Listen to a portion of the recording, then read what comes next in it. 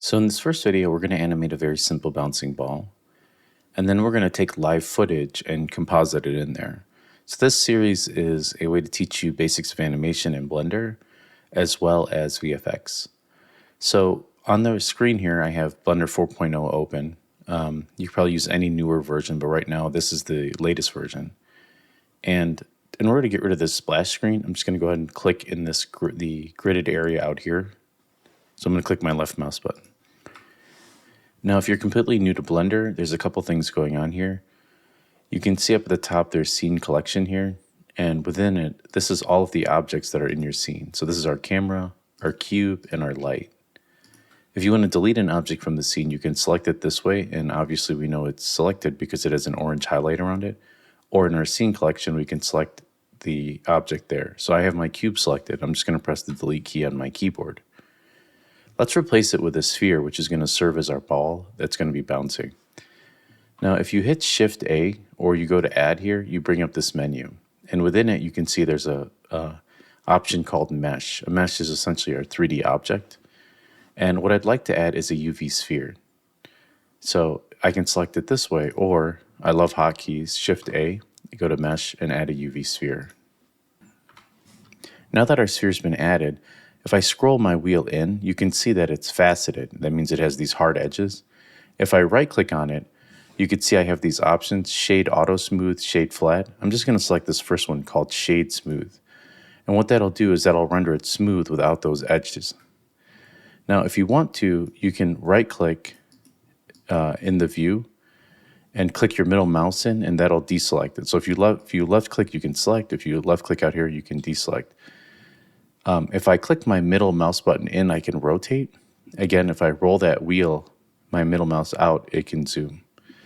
Now, if you want to incrementally zoom, you can click your wheel in and hold Control, and it'll do more of this smooth, refined, instead of this jagged zoom in and out.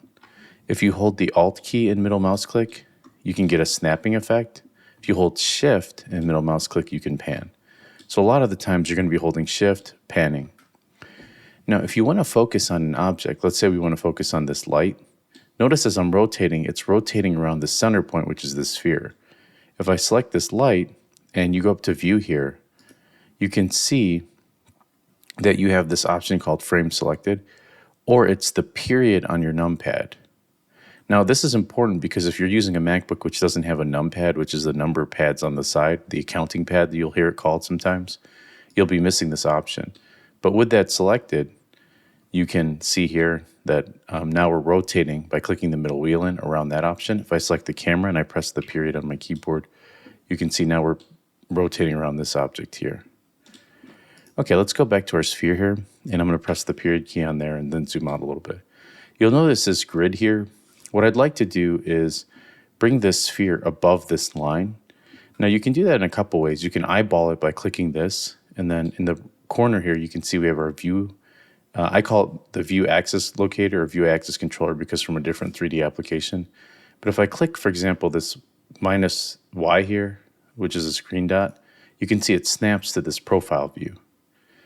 So I can eyeball it this way and just move it up, or if you're on this option here, which is the object properties, I can change my Z here to 1, and that'll move it 1 unit above the grid. So it's sitting right on that line.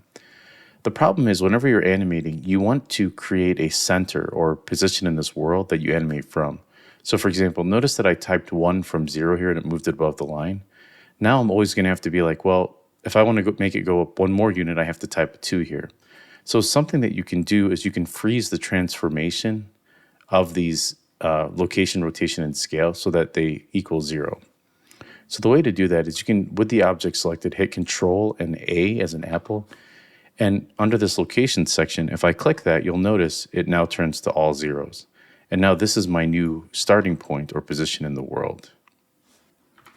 Now, what I'd like to do is inside of 3D graphics, there are muscle systems, there are rig systems, there's joint systems. These are systems that exist to animate the ball or animate your characters. So inside of your body, you have joints, and those joints are moved by muscles to give your body some sort of structure. We want to do something similar inside of 3D. So I'm going to click off of or deselect my sphere here, and I'm going to hit Shift A. And notice, you probably remember this from before, this is where we added our UV sphere. Well, you'll notice down here that there's an option called armature. If I left click on it, you're going to be like, well, what just happened? All I do is see that my axis controller here pop up. Well, go down here to viewport display, and we're going to, there's a joint that's actually created, and we want that to always be in front of our model. So now we can see that. Now, we're going to parent this object to this joint or skin it to it so that anytime I move this joint around, I want that sphere to follow it. One other thing I like to do, though, is I could leave this alone because it's a single joint and this whole thing is going to be controlled by it, but I'd like, just for aesthetics, to make this ball here go all the way to the top, or make the joint the entire length of my sphere. So I'm holding Shift and just kind of right-click or clicking in my mouse to sort of pan here. And then I'm going to go to Edit Mode. Now, if I hit Tab, you can see here I have Object, Edit Mode, Pose Mode. Now, the reason mine is different than yours, where if you hit Tab, you don't get these options, which are, for painting your model, texturing, and all that, is because I have some settings that we're going to have to set up. So under Edit here, go down to Preferences, and we're going to go to Key Mapping, I believe, and turn on Tab for Pi Menu. Without this, if I hit Tab now, it just goes between Object Mode and Edit Mode. I like to bring up my Pi menu, which is, it gives me the option to have multiple views. So if I want to paint or animate or whatever, this will give me that option. Something else you can do if you want is if you go to Interface here, you can see Resolution Scale. If you're having a hard time seeing what my options are when I'm clicking on stuff, you can actually change the resolution scale here. So for instance, 1.5, you can see it makes your entire interface a lot bigger. So depending on your screen size, I tend to like things a little bit bigger. Let's do 1.3 maybe. That's good. And then I'm going to close that out. So that's really helpful whenever you're animating or doing anything inside here, that you can see things a little bit bigger. Okay, so let's go back to our joint. I kind of got off subject there. And now I'm going to hit Tab with that joint selected. I'm going to go to Edit Mode. And with this selected, I'm just going to click my, essentially my Move axis controller. I'm just going to pull this all the way up so that sphere is something like that. Then I'm going to hit Tab again, and I'm going to go to Object Mode. You could also edit. You can also switch it here from Edit to Object Mode. Now, what I want to do is I'm going to just click the middle wheel, and just so you could see that it's perfectly centered. And then I'm going to press the 1 key on my keyboard. This is on my numpad, by the way. Or, again, if you don't have a numpad, you can click this. I'm going to hold Shift. First, I'm going to select this with my left mouse. Then I'm going to hold Shift. I'm going to select the joint. And you can see I have a darker orange, meaning that's the first thing selected. And then the secondary object selected has this light orange. And then I'm going to hit Shift, and then, Control, and then P. And that's going to set my parent to. And this is what's going to connect my sphere to that joint. So I'm going to do with automatic weights here. And now when I click on this and I go to move this around, notice I only have the joint selected, my sphere moves with it. And this is going to be great for animation. Something else is, let me go ahead and hit Control Z here. Or, remember what I told you while we froze it? I can now just go in here and type zeros, and it'll move it back to that starting point of the world. Let's give our ball a little bit of texture. So what I want to do here is, you can see this view here. It says Viewport Shading. If I click that on, you can see we get this beautiful smoothness or gradient in our sphere. And the reason for this is this allows us to see our texture and the actual shading of our object. So up at the top here, go ahead and go to texture, not texture painting, I believe shading. Yeah, let's do shading. And what we're going to do is we're going to attach a new material to the sphere. So go ahead and click on Add, and then actually, this button here, we're going to click on that, and that's going to give us a new material. Now, what you can do to frame this is, if you hold Shift and the B as in boy key, I can highlight this, and this will frame selected. Okay, so you can see this is connected here. We can add a texture, so I'm going to go to Add, and then Texture, and there's different types of textures. You can add a brick texture. I'm going to drop that here, and I'm going to connect the color to the base color here, and you can see we now have a brick texture on our model. We can also do different things within this. We can adjust the metallicness, which is like a little bit of the shininess. The roughness is the essentially how mirror-like it becomes. So there's, you can adjust the shadow, the highlight, things like that inside of here. So just maybe something a little bit shiny. the next thing is we have this offset, in here, and this will let us like kind of offset our brick texture here. We can change the color to maybe a red brick. Anyway, we're just applying some sort of image so we can see it a little bit better in our view. So that's good for now. The next thing we want to do is talk about how to animate this sphere. So we can switch to our animation tab here, and you might be like, well, where did the image go? Well, remember we clicked on this viewport shading. If you turn that back on, now you'll be able to see it. Same thing in this view here.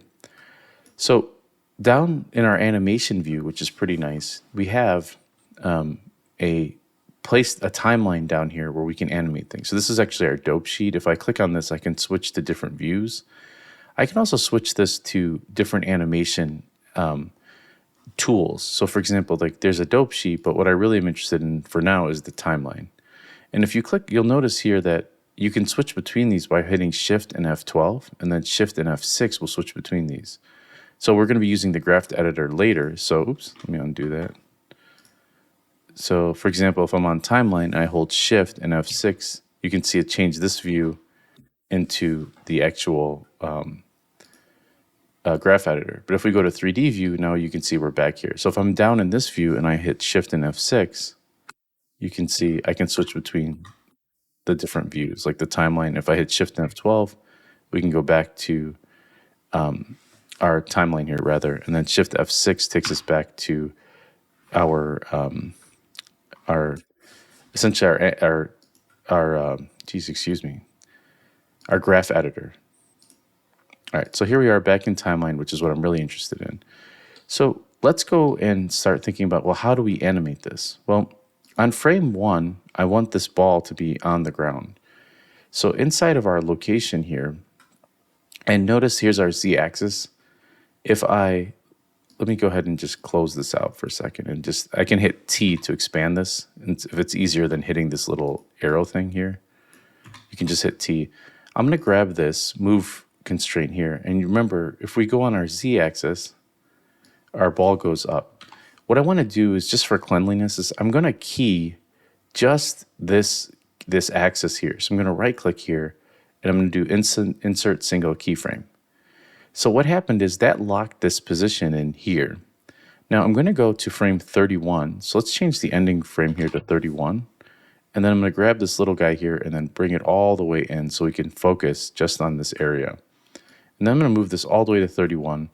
And I'm going to move it in the air, something like this. And let's just go ahead and go to our side view, or our front view rather, here. And I'm just going to move it up a little bit like that. And then on this keyframe, I'm going to right click again, and I'm going to do insert single keyframe. You'll notice in our armature, in this summary section, if I expand my armature, it has my Z location. And because we inserted that keyframe, you can see that this is now the highest point of our model. I don't necessarily like that. I'd like it to loop. So what I'm going to do is left click and just drag and highlight all of these keys, and then just drag them to 15. And then what I'd like to do is grab these keys here, highlight them, right click, Control C or click copy, and then go to 31 and then just paste. So I just wanted to show you how you can copy and paste keys. Now if I hit spacebar in here, I can play it, and I can also hit spacebar again to pause it. There's also these playback controls here, which can let me play in forward and play in reverse. Now something else I forgot to add is that we want to set our frame rate. It's right now set to 24. We want to set it to 30 frames, and that's the reason why we went to 31 here. And what'll happen is you'll notice it plays a little bit differently because we're adding more keyframes there. Okay, so in class, we're going to talk a little bit about squash and stretch, which adds a lot of personality to your animation. Right, what we're doing in here is really just simulating it. So let's go to frame 5, and you'll notice that my ball here starts to take off of the ground. What I'd like it to do is, in anticipation of the launching in the air, I'd like my ball to squish down. So I'm going to highlight these keys here, hit Control C on my keyboard, and with my timeline playhead on 5, I'm going to hit Control V, and you'll notice that it keeps it planted on the floor.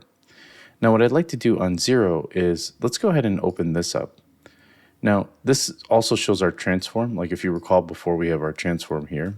So it's up to you. If you don't want to clutter your workspace, you can hit the N key to hide that, N like Nancy, and you can do it in here. Or if it's easier, just hit N and open up your transform. Now I'd like my scale on Z, and if we can click on this to see what that looks like, this is what is going to cause our ball to squash and stretch. I'd like it to stay at 1. So I'm going to right click here, insert a single keyframe on 1, and you'll notice in here it also added the Z scale here. Now I'm going to go to 5, and I'm just going to squish that down. And all I'm doing is I'm grabbing the joint itself and I'm squishing it like that. All right, so let's add a little bit of squash as our ball launches in the air. So I'm going to go to 13, which is essentially almost to the highest point of our ball. So let me hit 1 on my keyboard so that makes sure we go to front view. And I'm just going to stretch this out on 13. Let's do maybe 1.5 to try to keep the numbers even. And I'm going to right click and insert a single keyframe here. So what you'll notice now is on 5, we're going to squash our ball. So it looks like that didn't take. So let's right click, insert keyframe here. And then when it reaches 13, our ball will stretch. And then here on 15, we'll start to have it return to normal as it falls down. And what I'll do is all the way on 20, as it starts to fall, we'll have it return to its original size. So I'm going to right click, insert single keyframe here. So now when we watch this, we get a little bit of a bounce and our ball lands. Now I feel like the ball launches in air too soon. So I'm going to do the same thing before where I just select location Z and I'm going to turn this off so I can't select my scale options. And on 5, I'm going to highlight all of these, hit Control C, and actually if I lock this, that's probably what I'm looking for. So I'm going to copy this, I'm going to go to frame 9, and I'm going to paste it. So our ball stays on the air a little bit longer, and then as it goes up, let's unlock this. Let's extend that scale on 13 to 1.5. I'm just going to right click and rekey that.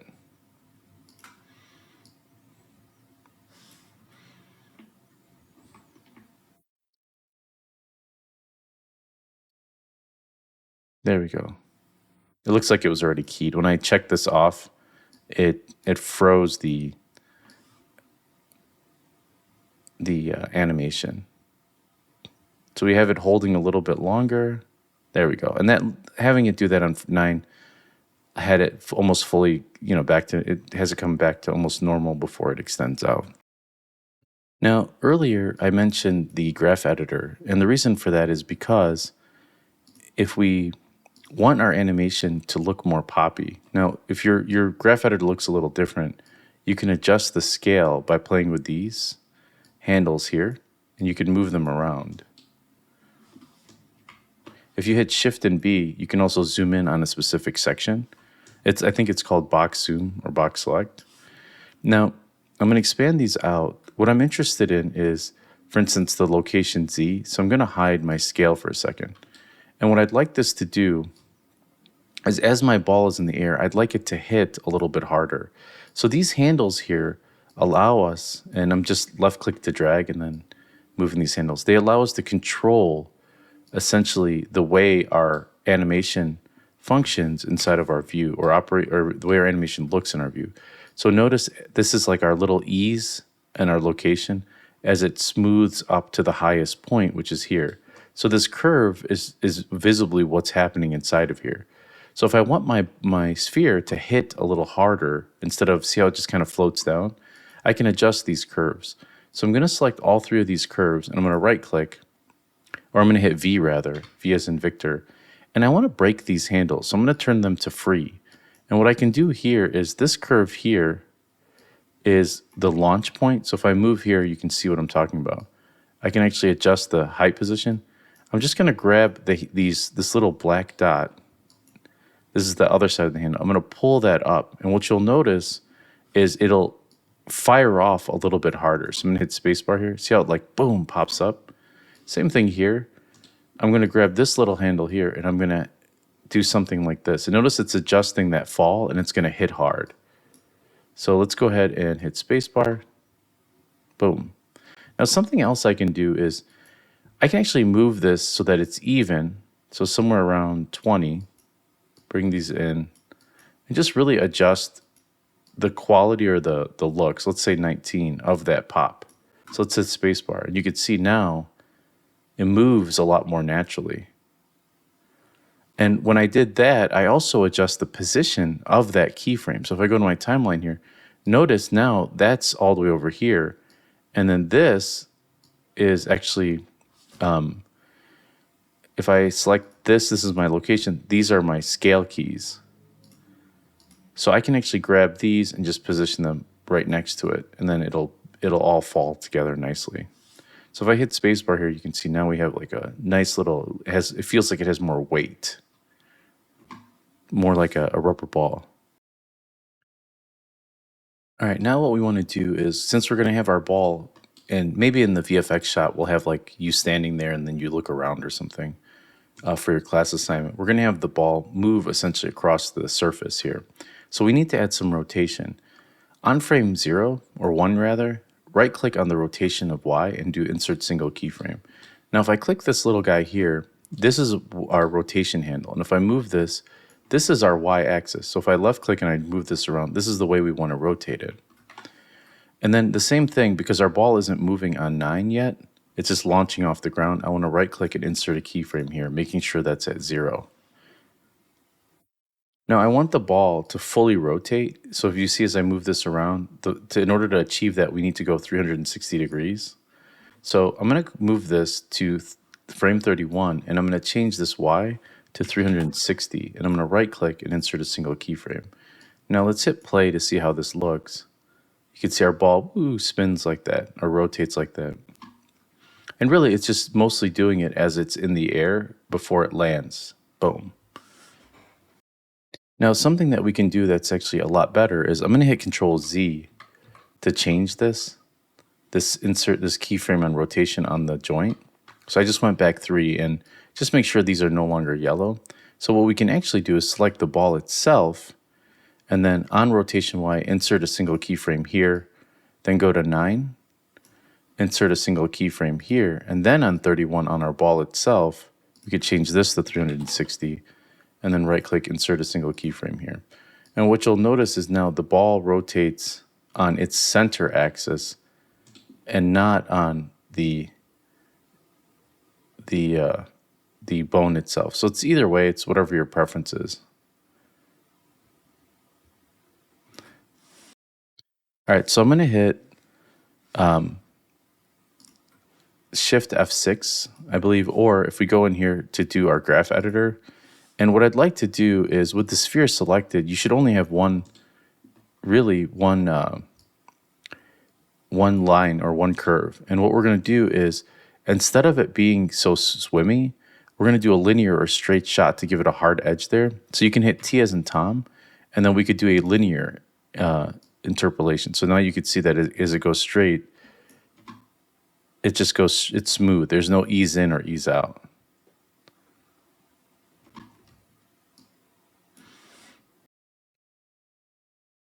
Now what I'd like to do is if I hit spacebar here, I'd like it to loop continuously because we're going to have it bounce across the surface.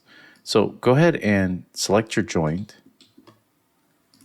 and then press, oh, actually have your sphere selected and hit N like Nancy inside of our graph editor, and that'll bring up this modifier tab. Now with this Euler rotation selected here, you'll see that you have these options here. So if I hit N, it'll bring this up. And same thing with this joint here. If we go ahead and select this joint, it's going to show us our options there. Here's our sphere. I want to go to Modifiers tab, and I want to add a modifier here, and I'm going to hit Cycles. And now you'll see that it actually cycles past this point. It just keeps going. So if I actually change my area here, so I'm going to hit Shift and F12, and I change it from the N to 31, and I change it to 90, for example. Let's go ahead and drag this out. It's actually looping that rotation over and over again. So we need to do the same thing to our joint, because right now it's just looping that sphere. So if we select our joint here, let's go back to 1, and we do this on location Z, we can actually add a modifier here, but we want to move it across the surface. Now, something else I want to do is actually select your sphere again and go ahead and hit N like Nancy to open this up, and select your, let's see, our Euler rotation, and let's go back to our graph editor. Now, you'll see that we changed this to cycles here, but you'll see that there's this other stuff where it says repeat motion with offset, repeat mirrored. Before, we don't want any cycles before. So remember how it was rotating before when we play, it started at a weird angle? I only want it to cycle after the motion has ended. So I want it to keep going. I don't want it to loop before frame 1. Okay, so what I want to do next is, let's go ahead and select our joint here. And notice on our x-axis, this is our location. So on frame 1, let's go and hit Shift F12. I'm going to right-click on our z-axis here, and I'm going to hit Insert Keyframe. So let's make sure that our joint is selected. And then on our x-axis, rather, I'm going to right-click. I'm going to do Insert Synco Keyframe here. And then on frame 31, I'm just going to move it maybe somewhere out here. We could always adjust this. Let's do 9. Or we'll do 10 just to even it out. And then Insert Single Keyframe here. So you can see now, here's our ball. And that looks pretty, it looks like a really big jump. But if I hit spacebar here, notice that the ball will fall and it just keeps rotating. What we want to do is keep this moving. So with the X location here selected, I'm going to hit Shift and F6 to return back to our graph editor. And we're going to do the same thing as before with this selected X location. Remember, hit N as in Nancy if you don't see this. I'm going to add the same modifier. I'm going to add a cycles modifier. But this time, repeat motion with offset. And what that's going to do is that's going to add that 10 degrees that we did earlier inside of there. So let's go ahead and hit spacebar. And you could see that it does that. Now we need to do that for a couple things. We have the X location. Remember, we have our Z location. So I'm going to add another modifier there, which is cycles. And then I'm going to do same thing, repeat motion with offset here. Now let's hit spacebar. And let's make sure that, we want this to be no cycles, sorry, for before, because we don't really care. What I really wanted was repeat motion with offset at the end. So that's kind of what messed it up. And now you can see we get that jumping across the surface. And I probably want to do the same thing for the scale, is because it's not, and it looks like it's sliding. So let's fix that too, actually. Well, we'll do a little bit of cleanup at the end. So here's frame 1. And we want to make sure that our ball, before it leaps or it moves, all the way to frame 9, it doesn't move. So let's hit Shift F6, or Shift F12 rather. Oops. Not in this view. We want this to be our 3D viewport. In here, Shift F6, Shift F12 rather, to bring up our timeline. And what I'm going to do is on our location Z, I want to, essentially on 1, I want to highlight just this. So let's see, location Z is there. And let's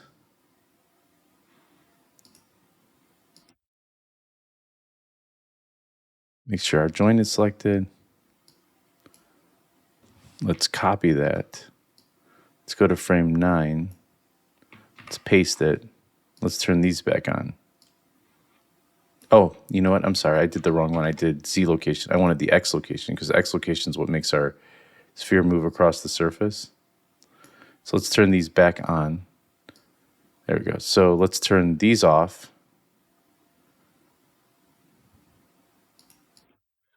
Select only our X location. I'm going to copy that. And then on 9, I'm going to paste it. Then I'm going to turn these back on. So now it leaps, it lands, and the same thing as before. Notice that it's not doing our scale, so let's hit Shift F6 to bring back our dope sheet. Let's do our scale here, and then we're going to add the same cycles modifier, and then we're going to do repeat motion here, and then no cycles here. So now, let's see, that should, in essence, give us what we want. There we go. So we have a bouncing ball across the surface. Now, what's nice about this looping here, I'm going to hit 1 to frame that, and I'm going to hit N to hide that, is I don't like how far it jumps. It looks kind of weird. So just inside of here on our Z location here, I'm going to hit Shift F12, and instead of our, on frame 31, our sphere going this far, so remember we put in 10 on the X location here. Let's try halving that to 5. So let's see how, oh, if we update it on 5, we have to actually insert a keyframe. So let's do 5 here, right click, and then replace keyframe. So let's see if that fixes it. Yeah, so it looks a little bit better. And then what's nice about this looping is as you're doing this across the surface, you can change this to 120, like for the end frame, and you can just kind of keep playing this and see how it looks. And this texture is pretty ugly. Let's go back to shading here for a second. And I'm going to delete this. And let's change this to maybe, let's see what other textures they give us.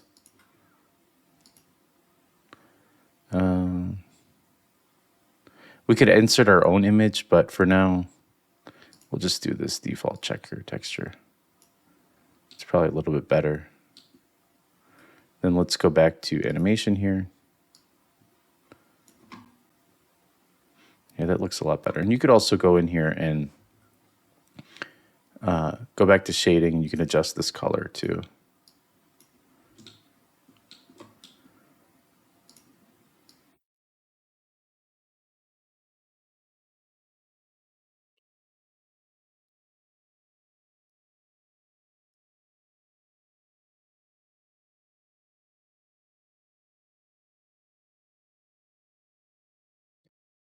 All right, a little bit of cleanup there. Yeah, so this is a pretty generic standard tutorial. You'll see this in a lot of older Blender books. This specific tutorial that I showed you. So yeah, there's a lot of different ways to do this. And then what we're going to look at is a way to take some live footage and then composite this inside the scene in the next video.